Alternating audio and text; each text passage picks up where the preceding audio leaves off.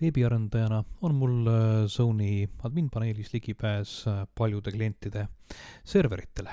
Seda sellepärast, et nad on need serverid minu kasutajale delegeerinud.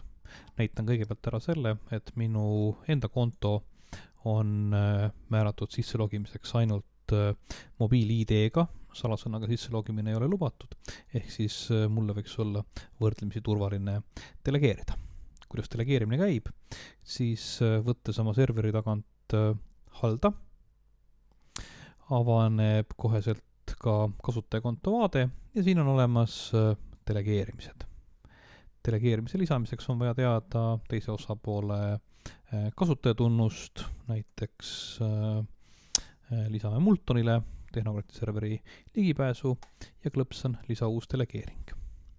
Siin on võimalik anda õiguseid ükshaaval või siis kõik õigused korraga, kuna enamusteks veebiarendustöödeks on vaja pea kõiki õiguseid, välja arvatud vahest e-post ja tõesti arvete nägemine, siis mina palun harilikult endale delegeerida kõik.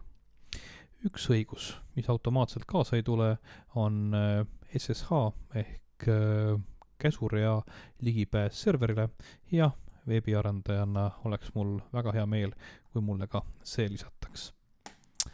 Lisan õigused, sulgen akna ja edaspidi näeme siit alt, kellele on ligipääs antud ja saan vajadusel õiguseid muuta.